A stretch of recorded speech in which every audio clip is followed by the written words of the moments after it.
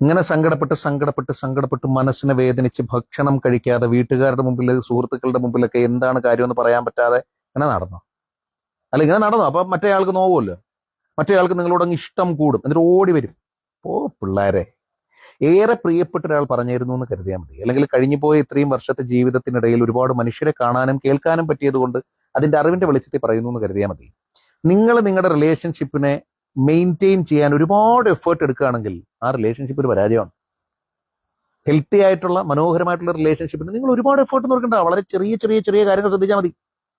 അല്ലേ, നിങ്ങളിത് ഒരാൾ വിട്ടു പോവോ എന്നുള്ളത് ആ റിലേഷൻഷിപ്പിന്റെ ഇൻസെക്യൂരിറ്റിയാണ്. അതെന്തുകൊണ്ടുണ്ടാവുന്നു? പലപ്പോഴും ഞാൻ ചിന്തിക്കാറുണ്ട്. എന്നോട് ഒരുപാട് പേര് ചോദിക്കുന്നതിന്റെ റിപ്ലൈ ആയിട്ട് ഞാൻ പറഞ്ഞു കൊടുക്കാറുണ്ട്. അതായത് ഒരാൾ നമ്മളോട് റെസ്പെക്ട് എന്ന് പറയുന്ന ഒരു ഫാക്ടർ ഇല്ലാതെയാണ് കൂടെ ഉള്ളതെങ്കിൽ അത് പോയി. എല്ലാ റിലേഷൻഷിപ്സിന്റെയും ബേസ് എന്ന് പറയുന്നത് റെസ്പെക്റ്റാ. നിങ്ങൾ നിങ്ങൾ ഈ റിലേഷൻഷിപ്പിനെ നറിഷ് ചെയ്യാനും റിലേഷൻഷിപ്പിനെ ചെറിഷ് ചെയ്യാനും എന്റെ കൂടെ ഉണ്ടാ, എന്നെ വിളിച്ചില്ല, ഇവിടെ എന്റെ കോൾ എവിടെ, എന്റെ ഫോൺ എവിടെ, ഇങ്ങനെയൊക്കെ പറഞ്ഞിരിക്കുന്ന ഈ സമയത്ത് നിങ്ങൾ നിങ്ങളുടെ കരിയറിൽ ഫോക്കസ് ചെയ്യ്. നിങ്ങൾ പഠിക്കുകയാണെങ്കിൽ നല്ല മിടുക്കരായിട്ട് പഠിക്ക്.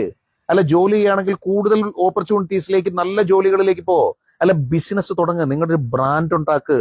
നിങ്ങൾ മറ്റേ ആൾക്ക് നിങ്ങളോട് റെസ്പെക്ട് തോന്നുന്നിടത്തോളം നിങ്ങൾ വലുതാക്.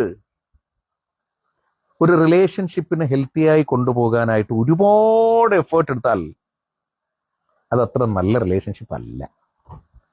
പകരം നിങ്ങൾ നിങ്ങളുടെ കരിയറിൽ ഫോക്കസ് ചെയ്ത് നിങ്ങൾ ചെറിഷായി, നിങ്ങൾ ഭയങ്കര സക്സസ് ആയി, നിങ്ങൾ അവരുടെ മുമ്പിൽ കാണിച്ചു കൊടുക്കുക. നിങ്ങളോട് ഭയങ്കര ഇഷ്ടം തോന്നുന്നു. ഇപ്പൊ രണ്ട് വ്യക്തികൾ, ഈ രണ്ട് വ്യക്തികൾക്ക് സ്വാഭാവികമായിട്ടും അകലം തോന്നുന്നതിനുള്ള ഒരു റീസൺ, എല്ലാം കൊണ്ടുമല്ല, ഒരു റീസൺ, രണ്ടിൽ ഒരാൾ വളരെയേറെ കഷ്ടപ്പെട്ട് വളരും, മറ്റേ ആൾ പ്രത്യേകിച്ച് ഒന്നും ചെയ്യാതെ ഇയാളെ സ്നേഹിച്ചുകൊണ്ട് മാത്രം ഇരിക്കും. അതെന്തൊരു ലോജിക്കാണ്, ശരിയല്ലെന്നേ. അപ്പൊ ഇദ്ദേഹത്തിനോട് റെസ്പെക്ട് പറയും, ഒന്നും ചെയ്യുന്നില്ല എന്നൊരു ഫീൽ വരും.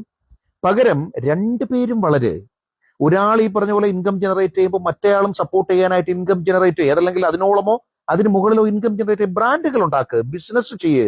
ഇത്രയും മാത്രം ഓപ്പർച്യൂണിറ്റീസ് നമ്മുടെ ലോകത്തില്ലേ.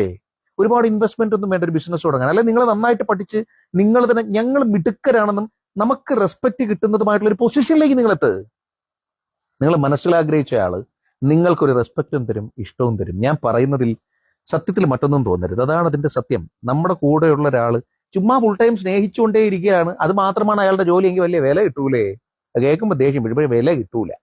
നിങ്ങൾ നിങ്ങളുടേതായിട്ടുള്ള ഒരു ഏരിയ ബിൽഡ് ചെയ്യും, മറ്റേ ആൾ അയാളുടേതായിട്ടുള്ള ഒരു ഏരിയ ബിൽഡ് ചെയ്യട്ടെ, പരസ്പരം റെസ്പെക്ട് ഉണ്ടാവട്ടെ. അപ്പോഴാണ് ആ ബന്ധം വളരെ മനോഹരമാകുന്നത്. ശരിയല്ലേ?